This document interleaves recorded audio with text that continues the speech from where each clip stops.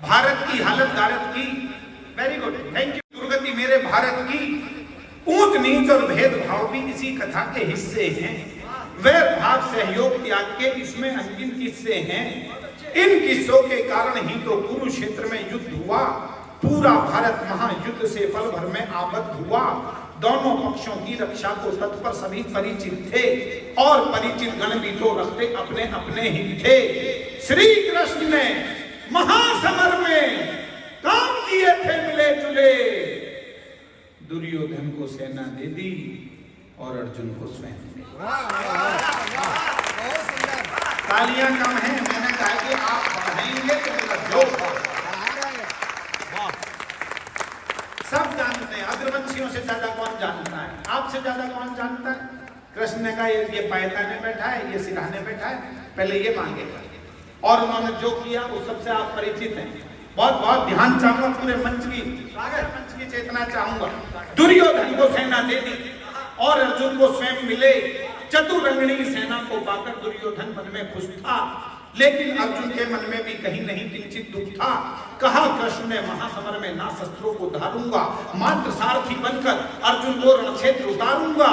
अर्जुन को नादान समझ दुर्योधन मन में फूल गया। माधव की मायावी माया को बिल्कुल ही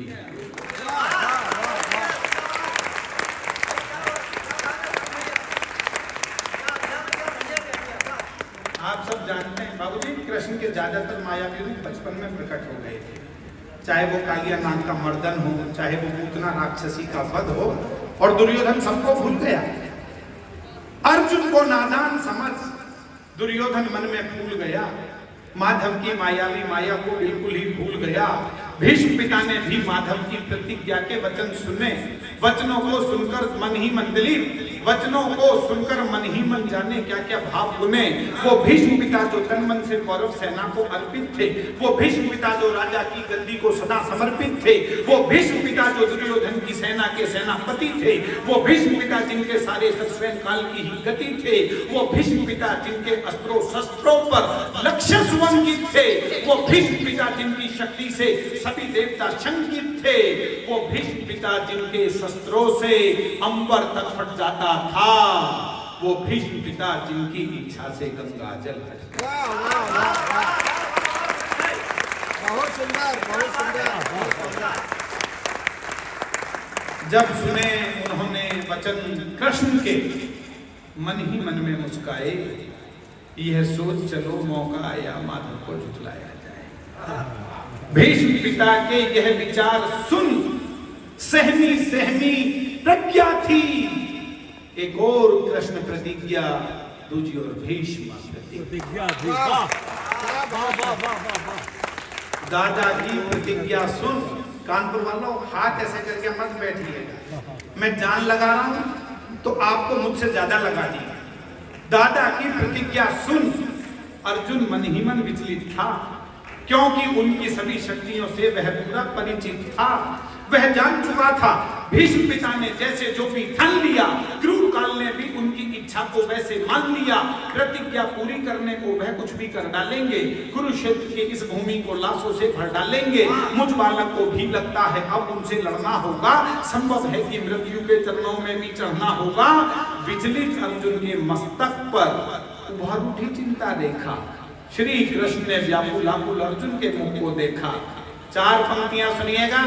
मैं मेरे बड़े भाई आज के अध्यक्ष पद्मश्री सुरेंद्र दुबे जी को भेंट करता हूं, और आपको लगे मैंने एक पंक्ति में गीता का सार कह दिया है तो एक भी व्यक्ति के हाथ खामोश नहीं रहने चाहिए। पूरे सदन का आशीर्वाद चाहूंगा। विचलित अर्जुन के मस्तक पर उभर उठी चिंता रेखा। श्री कृष्ण ने व्याकुल अर्जुन के मुख को देखा। बोल उठे, हे पार्थ, युद्ध से आज अगर डर जाओगे तो संभव है कि तुम जीने से पहले। तालियां जरा हाथ उठाकर बजा दीजिएगा, मुझे लगना चाहिए महाराजा हुसैन के वंशजों के बीच में था। बोल उठे, हे पार्थ, युद्ध से आज अगर डर जाओगे तो संभव है कि तुम जीने से पहले मर जाओगे। और कई बार ये कहा जाता है बाबूजी कि मंच के लोग जोर से बोलकर ताली बजवा लेते हैं, मैं 2 पंक्तियां बहुत धीमे पढ़ता हूं और ये देखना चाहूंगा कि आप अपनी तालियों को कितना रोक सकते हैं। या तो एक भी व्यक्ति मत बजाना, और बजाने का मन करे तो ऐसी बजा देना कि वृंदावन में बांके बिहारी जी के दरबार तक पहुंच जाए सुनने के बाद। बोल उठे हे पार्थ, युद्ध से आज अगर डर जाओगे तो संभव है कि तुम जीने से पहले मर जाओगे। जीने मरने को लेकर यूं चिंता और सिहरना क्या, जब तक तेरे रथ पर मैं हूं तुझको जग से डरना।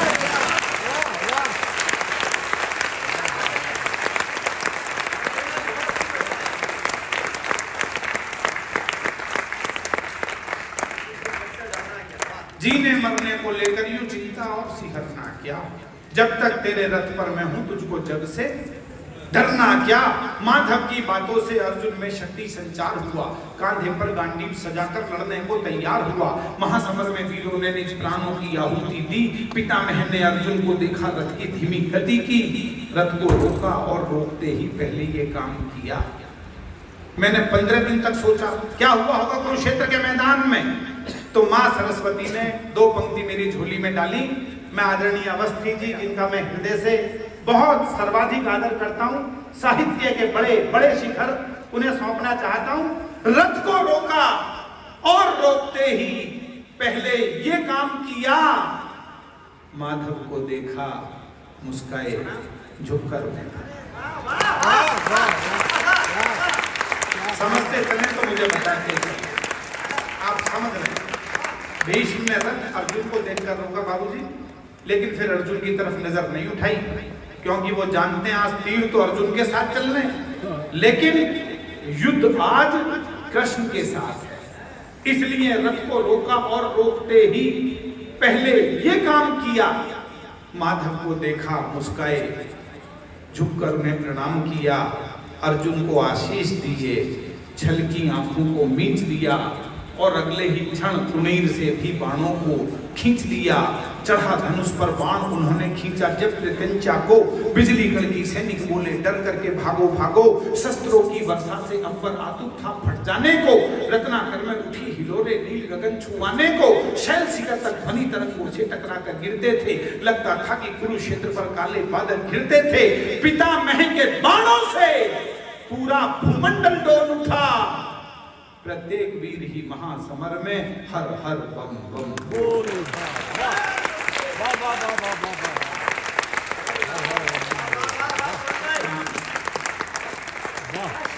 मेरे गुरुजी डॉक्टर कुंवर बेचैन जी, उनके अंडर में मैंने पीएचडी की। मेरा सौभाग्य यह है कि महाकवि के चरणों में बैठने का मुझे अवसर मिला। उन्होंने कहा कि प्रवीण, ध्वनि गूंजती थी टन टन। मैं जानता हूं कि कानपुर से बढ़िया सुनने वाले श्रोता हिंदुस्तान के किसी भी कोने में नहीं है। मैं ये पंक्तियां निवेदित करता हूं, जरा मुझे एहसास करा दीजिएगा पूरा सदन कैसा युद्ध हुआ। तलवारों के टकराने से ध्वनि गूंजती थी टन टन, बाण हवा के सीने पर दस्तक देते थे सनन सनन, सनन सनन से और भयानक हो उठती थी मंद पवन। कवच और कुंडल वीरों के बज उठते थे खनन खनन, मस्तक पर अंकुश टकराने से गज करते थे गर्जन। घायल घोड़ों की चीखें भी गूंज रही थी हिनन हिनन, भाले चलते ऐसे जैसे बिजली चलती कड़क कड़क। काट रहे थे वीर समर में सिर को धड़ से भड़क भड़क, घनन घनन घनघोर घटा गिरती जाती थी छन छन में। बाण कमान कृपाण गदा से रक्त बहाता कण कण में। उद्यंत चंडनी चंडी मां के चरणों में नरमुंड चढ़े, बजा रहे थे घनन घनन यमराज नगाड़े खड़े।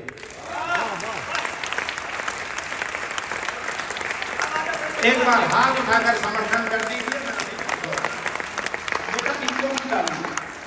बजा रहे थे घनन घनन यमराज नगाड़े खड़े खड़े।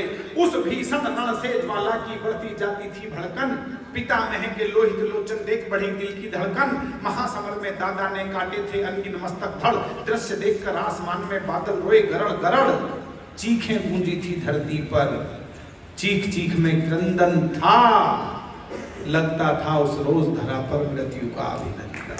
वाह वाह वाह वाह वाह भैया वाह।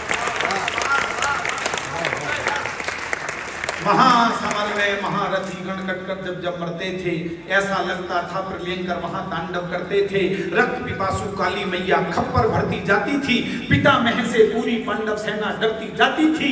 उनके आगे जो भी आया वध उसका तत्काल हुआ, उसी वीर की शोणी धारा से तलभू का लाल हुआ। इतना रक्त पिया धरती ने और नहीं पी पाती थी, बहे लहू की धारा नदियां बन गई। बर्बादी को देख पार्थ ने जब गांडीव उठाया तो, कविता का उत्कर्ष अंतिम पंक्तियां सुनिएगा। मैं अंजुम जी को भेंट करता हूं। 2017 के बाद ये कविता आज उन्हें सुना रहा हूं, गाजियाबाद में सुनाई थी।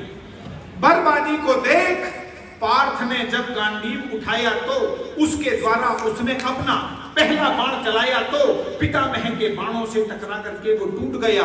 अगले क्षण गांडीव मुष्टिका से अर्जुन की छूट गया। पितामह को जीते जी मनमानी ना करने दूंगा, चाहे कुछ भी हो अर्जुन को ऐसे ना मरने दूंगा। क्रोधित होकर माधव ने रथ के पहिए को उठा लिया, उसे सुदर्शन चक्र बनाकर पितामह की ओर किया। माधव की वह मुद्रा मानो महाकाल से मिलती थी, उनकी इस मुद्रा से डरकर पूरी पृथ्वी हिलती थी। उनको देखा, धनुष रखा और दादा मन में फूल गए। हाथ जोड़कर बोले माधव क्या प्रतिज्ञा। यह है कानपुर। मेरे बिना कहे आप लोगों ने खड़े होकर तालियां बजाई, मैं सैल्यूट करता हूं। ये है कानपुर। ये उद्योग का मैनिफेस्टो नहीं है, ये साहित्य का भी मैनिफेस्टो।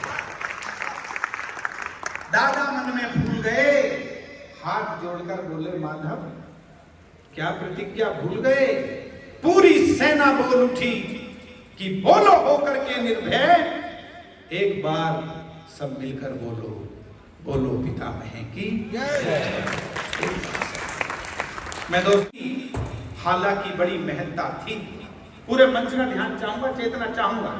तुषार, पितामह की शक्ति की हालांकि बड़ी महत्ता थी, पर माधव की शक्ति में तीनों लोगों की सत्ता थी।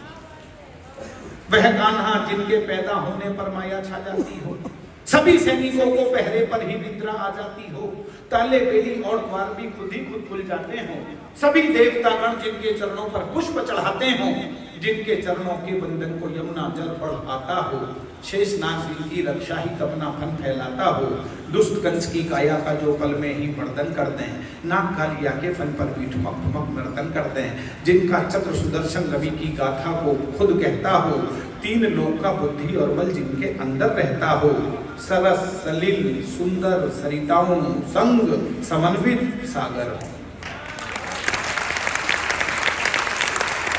अनुप्रास अलंकार को सभी ने पढ़ा है।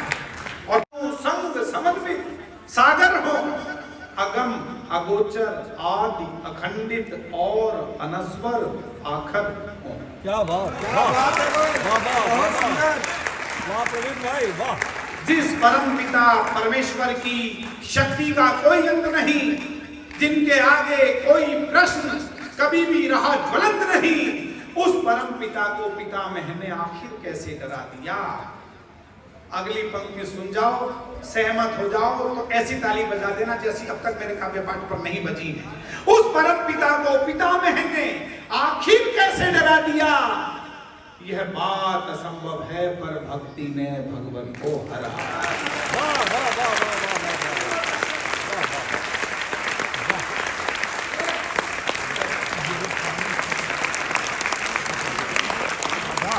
यह बात असंभव है, पर भक्ति ने भगवान को हरा दिया। पितामह की अपने जीवन से हो चली विरक्ति थी, पर परम पिता के लिए पितामह में अटूट आसक्ति थी। कृष्ण चक्र ले इसीलिए करने उन पर प्रहार गए, कर लें भीष्म प्रतिज्ञा पूरी जानबूझकर हार। भीष्म